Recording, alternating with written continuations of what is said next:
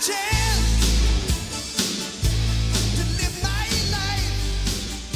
everyone, welcome to another episode of The Other Side of Addiction.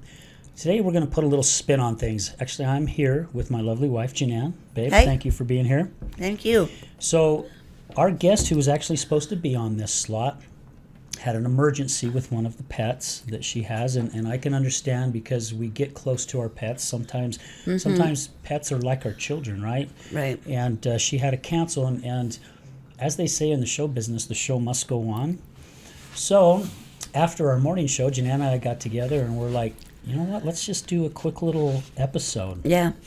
And we really didn't know for sure what to discuss. However, I think we came up with something. Yeah. And it's something that I'm sure a lot of our listeners have heard me talk about on previous shows. And it's something that's really, really starting to frustrate me. As a matter of fact, it's getting... the count is getting higher of things that are frustrating me. Mm-hmm. And what my frustration is Jenann's been sober for 2 years. December 9th was her 2-year anniversary. And she's worked really hard on getting her life back together and rebuilding relationships. And like so many other people who have battled with addiction and have gotten a record, they have a hard time finding a job. Let me say something real quick. Okay. Gotten a criminal record, just so you know what we're talking about. A criminal record. Yes. Yeah, so a criminal record, and it's frustrating because, and again, you guys have heard me say this, I'm just as guilty. You see addicts and alcoholics downtown, on the streets. Matter of fact, it's all over now. Mm-hmm. And we say to ourselves, and sometimes we even say out loud, get your act together. Just basically get your shit together. Give back to society. Get a job. Get a job. Get your life going again.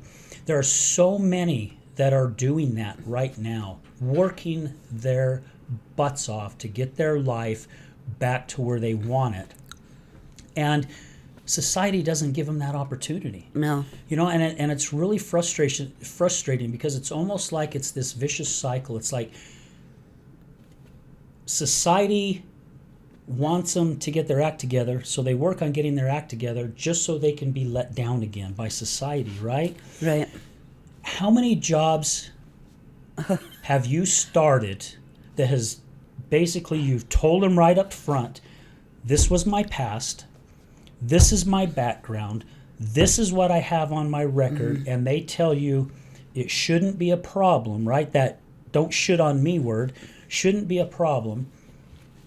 You get hired, you go through training just to start a job within, I think the earliest one was a day and a half. Yeah. And you went in and they let you go because of your background. Yep.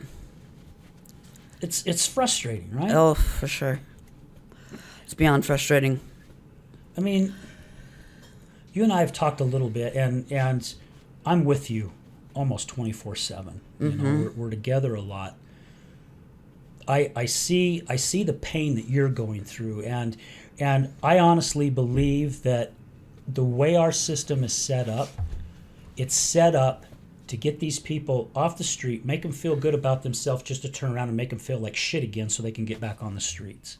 That's how I'm seeing it, right? Yeah. To fall back into the addiction because they're like, why should I work on improving my life when I don't even have the opportunity to improve it, right? I don't really want to blame society because there are certain people that need to be blamed here. This is a situation with the state of Utah and their background check, whatever it is. And there's a certain... what is the word I'm looking for? A certain thing within the state of Utah, certain program with that in the state of Utah, where, like most rehabs, they have to do the background check, and it's not their choice. It's not the rehab's choice whether they hire me or not. It's the state of Utah's choice. If the background comes back with these certain things, then they can't hire me. And so it's not really society, I wouldn't say. I would say it's the damn state of Utah. Okay, and I'm going to be I would freaking have to agree with honest you and then. blunt. I don't care Yeah. what happens, you know. That's the problem. The problem is our government and the way they handle people in recovery. Yeah. The stigma's there, but it's really there and strong with the government. And I would have to agree with you. I would just say it's society to kind of put it, I guess, in a nice Mildly, way. yeah. But you're right? Yeah, it is the state, and it's crazy because you guys again have heard me say this on the show, and I'm gonna frickin' keep saying it. And I'm already hoping that I'm already putting some little birds out there to whisper in some ears to hopefully start meeting some of the right people, because I really do want to be up there at the state capitol and voicing my opinion. Exactly. So for those of you that don't know, you know, Jenann made the decision this past summer in 2022 that she wanted to be a certified peer support specialist. And this is so she could start giving back and helping those on the journey of recovery. Yes. Just like people have helped her. And again, it's all part, really, it's a part of their recovery as well. It's a huge part of their recovery. Yes. Because they're giving back, right? So Service. the service. So the way you have to go about, and correct me because you're the one that went through the procedure. I'm just kind of behind the scenes.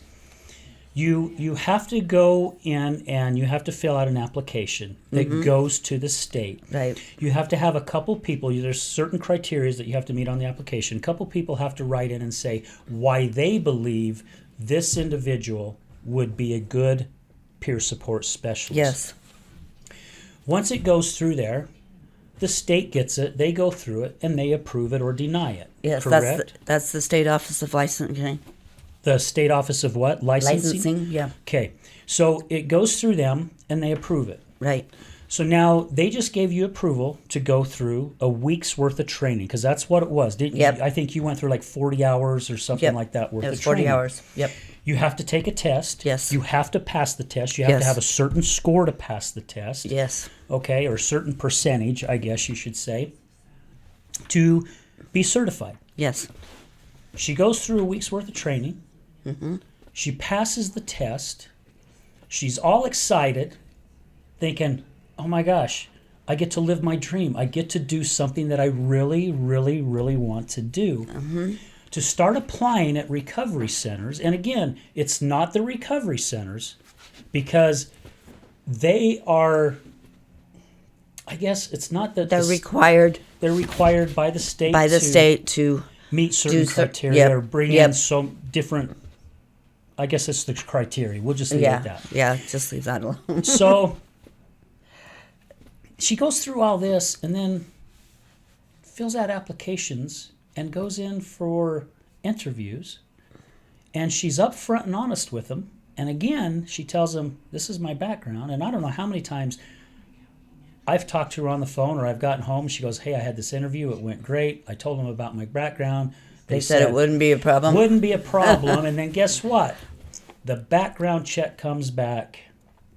And the state won't let them. And the state denies them to hire her. Yeah. So you tell me what part of this Is right. makes sense. Yeah, it doesn't make sense. And you know, this last time it was at the House of Hope, and they did a UA test on me. They did a background check, and what was the other thing they did? I don't know. You had fingerprinting. Oh yeah, okay. And I was they wanted me, and they kept saying they'll work for me, work to get me in. I was excited. They were excited. And they even went as far as talking to the background people, or background, I don't know what the name of that division is, but the division that does the background checks for these companies, they talked with them. They tried to get them to get rid of those or do something where I could get hired. I even went as far as I talked to my brother-in-law about the one assault charge, and I asked him to write me a letter, and he did. I didn't talk to my brother-in-law. I talked to my sister, but and he wrote me a letter, and I sent it in to them, and they still denied me. And it Even with an explanation. Right. What doesn't make sense to me is one division of the state Office of Licensing, gives me permission to do training to become a CPSS. But then the other division of the state, the background check division, they deny it because, they deny all my jobs because I have a criminal record. And that's what doesn't make sense to me, because the state should have their shit together and have each division working together to make these things happen. And it bothers me because I hear all the time, I don't know what the word is, but I hear like mayors and senators and House of Representatives all the time saying we need to work on this addiction in our communities or states or whatever. But how are you working on it when they, of course, most people in addiction have criminal records. They just do. It's part of the addiction. Hand in hand. And so how are they helping them if they run a background check on them and then tell them, no, you can't have this job when you work so hard to try to get it? Well, and I'm pretty passionate about this because it's really pissing me off. Well, and it's ticking me off too. Being on the other side of this, and babe, you've heard me verbally voice my opinion, which sometimes feels like it has a tendency. It's almost like I'm throwing it out at you, like it's your fault. Okay. Yeah. Your addiction was your fault. Right. The things you did was your fault. Yes. However, that's been the past. Yep. Okay. None of that has happened in the past 2 years, two and a half, I would say, even probably around there. None of it's happened. Right. If there's any state representatives out there listening, you're not just frickin' hurting the person who has that record and who's working their butts off to get their life together. You're hurting the frickin' families as well. Because I need my wife working to help me financially. Yes. I need her working, and she cannot get a frickin' job. She went and applied for a job for like catering during an event, and they frickin' denied her because of her background. Yeah, for serving food, for hell's sakes. Because it was the Salt Lake Community College, and they have that rule about backgrounds. Yeah.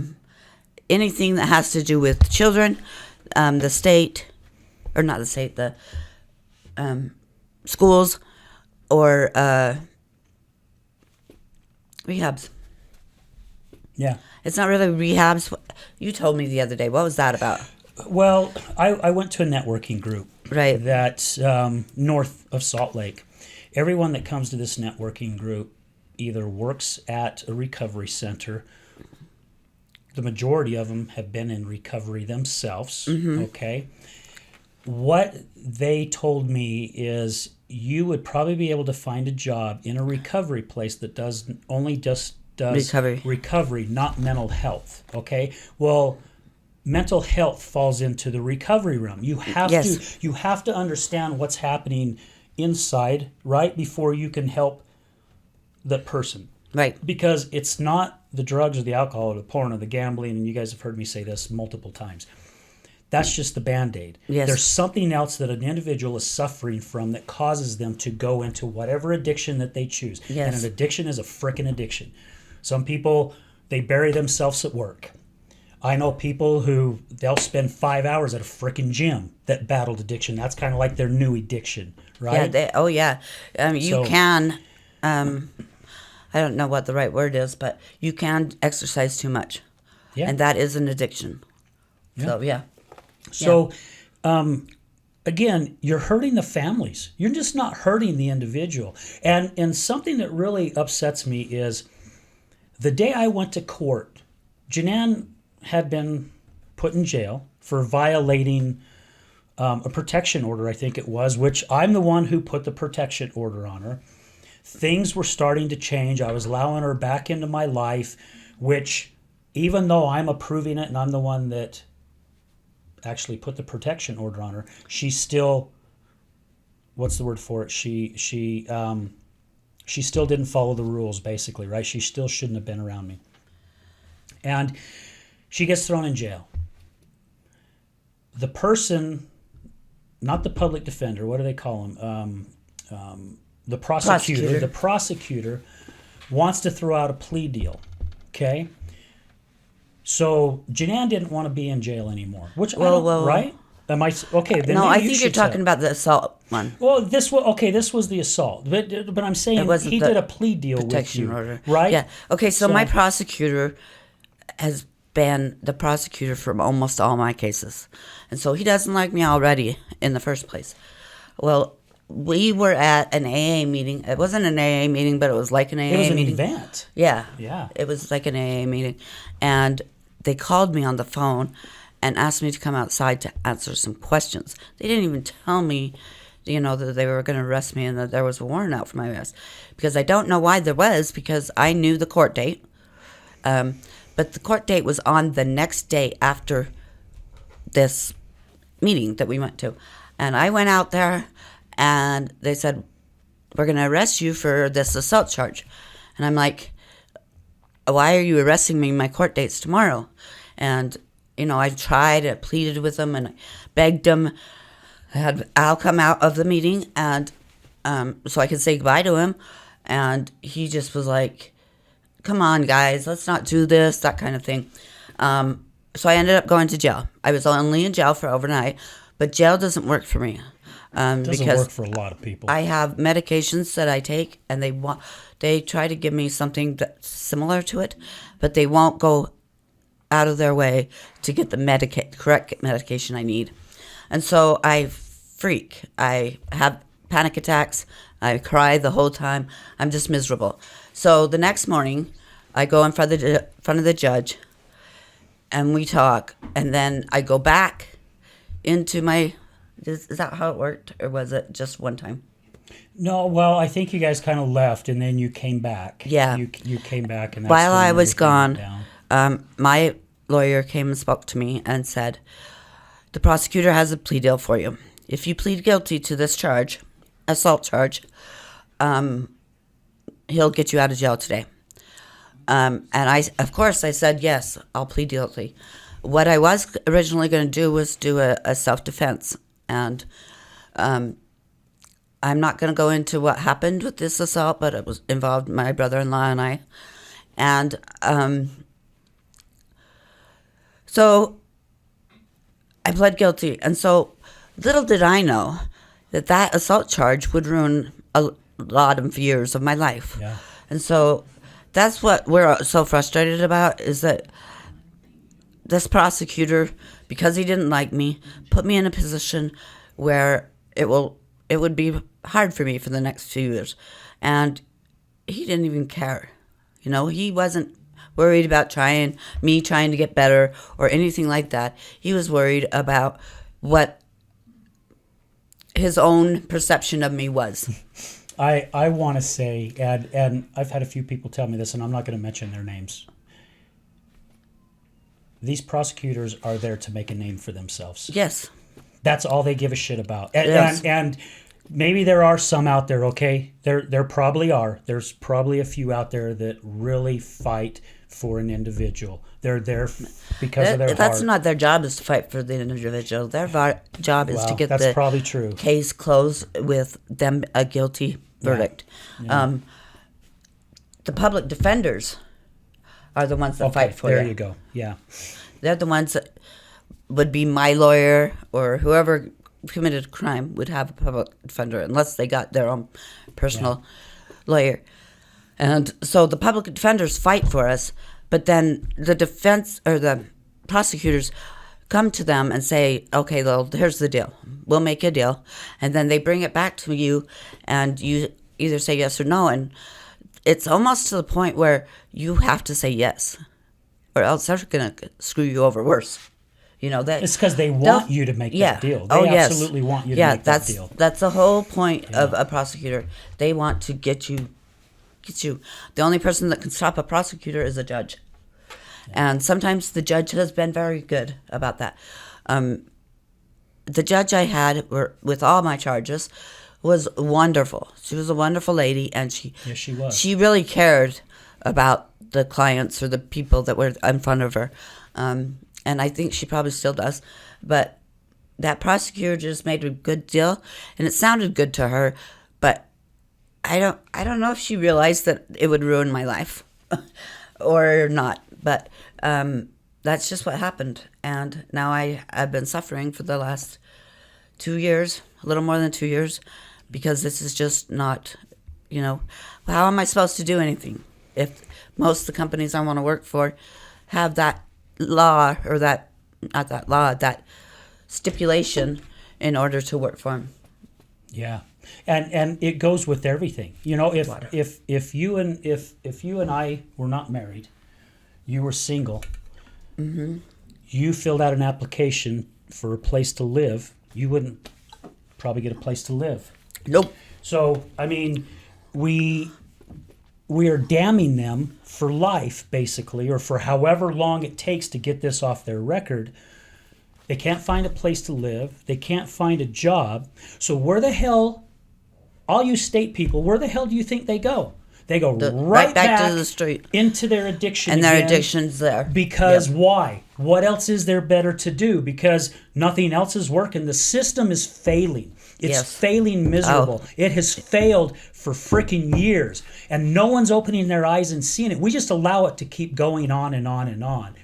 Agreed. And there's people that we highly recommend here through the show. We're big supporters of like USARA and the Other Side Academy, downtown Salt Lake. What I love about these places is they really, really fight for the person. The Other Side Academy, my gosh, these are people that were heading probably 20, 30 years to prison. Yep. They had a prison sentence basically hanging over their head where they had one toe in. They were almost in, and they've been able to pull these people out of jail and out of prison and put them in a system that is changing lives. And we've had many of the people who now work for the Other Side Academy who thank them every single day for giving them that opportunity, that chance to prove themselves. And these people are doing freaking amazing things. And I tell you what, I would have to say I would put more trust in them than hiring somebody off the street. Yeah. And it's why? Because they've got something to prove, and they're going to frickin' prove it. Yeah. They've got something to fight for. And that's how it is with most people in recovery. They know they screwed up, and they know that they have to prove themselves to everybody else and to themselves. Right. And that's why I like USARA. USARA did it for me. I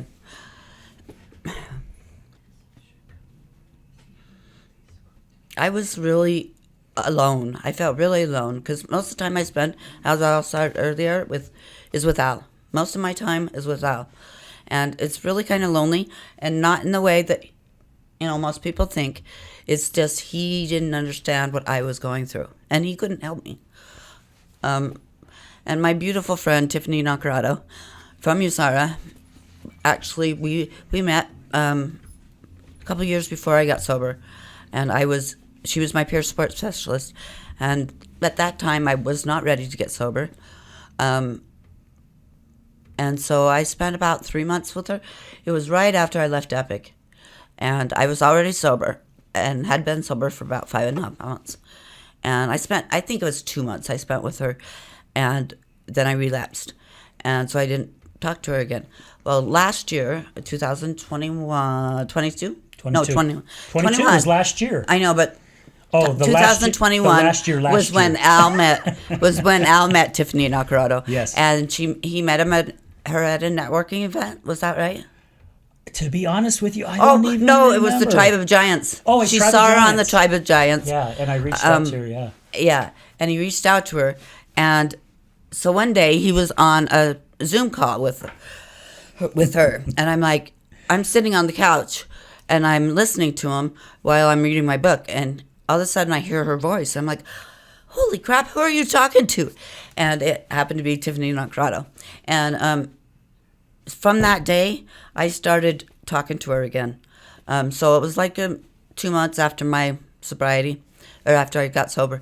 And I went to see her at the beginning it was like twice a month. Twice a month. And then it ended up being every 3 weeks. But if I did not go and see her, I wouldn't be where I am today. The training she does, or the teaching she does, is amazing. And all of the people at USARA are that way. Yeah. They care so much about the people that come in. Also, they are in recovery. Yep. All of them are in recovery. And they care so much about the people that come in. And they want to help them be better people. They teach, how to budget. They teach everything from how to budget to getting housing to, getting food. And they teach sobriety, how to stay sober, how to get a recovery capital, which is, for most you viewers that don't know what that is, a recovery capital is the more tools you have in your toolbox, the safer you are, the more chance you're going to stay sober. So recovery capital is kind of that. But it also includes what kind of lifestyle you have. If you're married, if you have a house, if you have food, if you have a job, all those things are going to help you to stay sober, because it's a recovery capital is what they call it. But they help you so much with so many different things, and they don't cost a damn dime. You don't have to have insurance. You don't have to. It's just like Other Side Academy. You don't have to have insurance. You can go in there for free, and they will help you through it. They have men and women that work there, so men can go in there too, and they can be counseled and helped, and so they can figure out their life. And those two programs, I think, are the best two programs we have in Utah. I'm a very strong supporter of both programs. And not knocking the other recovery centers, because they have helped thousands of people as well. They do. Just so you guys know. And each one of the recovery programs I went through helped me a lot. Yeah. I learned something from each one, and I used that when I finally decided I'm going to stay sober. So, yeah, I'm giving all the credit to the recovery centers too, but I'm saying what kept me sober was USARA. They just helped me through it. And even that, they give you so many resources. They are the ones that told me about Clean Slate Utah, long before Al even knew anything about them. And they always had something new for me to help me out the next day or the next week or whatever. So, yeah, I'm a strong supporter of them. I kind of got off track there, didn't I? Well, that's okay. You were explaining things very well, which I think is very useful for our listeners. And I'm glad that you even brought up Clean Slate Utah. We've already done a live show with Destiny Garcia. Right. And so this show, basically, if you go back into our archives or Facebook, you'll be able to see the show with Destiny. What an amazing, amazing organization. Oh, yeah. Now their hands are tied as well. They can only help with so many things. There's certain things that they can't. And Destiny shared last night that where it is right now, where I think it's $65 or $95. $65 to help where you pay, and they can help you get your record expunged, meaning they will help you get, it's like dissolved, like it didn't happen. It clears the record, pretty much. It clears the record. Now, that is up this June. In June, this is up, June of 2023. It will be over? It'll be over. Now, we need more people fighting to keep this in place, because they are starting. A year is not enough to collect a lot of data. No. To be honest with you. You need more. But the data is already coming in where it's showing a positive effect. And the free fingerprinting that USARA does on Thursdays, that's really, really helping. Mm-hmm. So you guys understand, for those who have not gone through the addiction process, when you're on probation, and when you used to have to go to see someone every week, and it cost like $35 every time you went and saw them, right? It was every 2 weeks. Every 2 weeks, and is that like a probation thing, right? Yeah, that was APMP, adult probation and parole. So it costs $35. When she used to have to go in to be UA'd, urine analysis, where they drug test you, the individual, has to pay for it. Mm-hmm. Oh, it depends on the place. But, well, it depends, but majority of them. Uh-huh. There was even a time when Jenann, she had lost her license way before then, and they were wanting her to pay $700 or $800 to put a breathalyzer in my vehicle, and she couldn't drive. Yeah. That's one of the funniest things about DUIs, because everybody that gets a DUI loses their license. No, not everyone. Well, okay. That's another pet peeve of mine. We'll do a different show about that one. A big portion of people that get DUIs lose their license. Unless they have a private lawyer, So if they have money, a private lawyer, then they can fight that. But anyway, you lose your license. Yeah. But then they require you to put a breathalyzer in your car that you don't have anymore, or that in a car that somebody else drives. That doesn't make sense. We fought that for what? There's so many state things that don't make sense to me, but almost a month, right? We fought with them about I'm like, I'm not paying for that. So we go back to the beginning of this show. You got someone who's working on getting their life together, and yes, they've made these mistakes, and yes, they have to go through probation and different things like that, but yet because of their record, they can't get a job. So you tell me how the frick they're supposed to pay for this shit. I mean, seriously, folks. How are they supposed to pay for it when they can't get a job? For sure. Destiny was saying the other night on the show that she's a single mom, and she got a job at Build-A-Bear. If you guys remember Build-A-Bear, I think there's still a few around, making $8 an hour. That paid for 10 hours a week. $8 an hour, 10 hours a week. You know what that did? That paid for her bus fare. Yeah. For her bus fare. It didn't pay for any of her fines, which she had fines to pay. And when you don't pay your fines, they hold that frickin' they can put you in jail for that. They hold that mistletoe over your head, basically. Oh, yeah. So again, figure it out, people. The system is broken it's shattered into a million pieces, and yet we still continue to do the same things over and over and over. And you wonder why things aren't changing. And again, why you have so many homeless people in this state? Yeah. And Destiny even brought up, when we can start making a change and we can get these people back in society, you're getting a lot of these people off state assistance. Oh, yeah. You're saving a shitload of money, you know, for us taxpayers. These people are wanting to get out and get back into having a job. Well, some of them, I would say almost a pretty big percentage, want to get a job again and want to give back to society. Mm-hmm. And we're holding the gun to their head to where we're making it impossible for it to happen. Yes. And I mean, I don't want to go too long of this. We decided we were just going to make this a fairly quick show. And it's something that, again, is just really turning into a pet peeve of mine. And I'm hoping that these little bugs that we've been putting in people's ear, that hopefully it's going to get to a right person. We're going to have an opportunity to do something about this. And is it going to happen overnight? Oh, hell no. It won't. Nothing usually does. You know, it takes time to get yourself through recovery. There's a process. Everything with probably this is a process, but by golly, if we can even start the process, that's a head start, right? Yeah, for sure. And we got to start looking at insurance too, because I tell you what, for our listeners out there who have loved ones that are battling addiction, we are leaving their lives in the hands of insurance companies. They're deciding how long they stay because they want to decide how much money they fork out. No, exactly. This has got to end as well. I mean, we know individuals who have been kicked out of recovery centers because the insurance said, we're done paying. I am one of those people. I'm going to be straight up. I am one of those people. And we have some other friends that's happened to. 30 days is not long enough at all. Neither is 90. For somebody. Well, I don't know about 90, but 30 days, that's how long it takes to get your head clear again, brain clear again. 30 days. Then after you're, clear-headed and can actually process the information you're getting, then it takes at least another 30 days.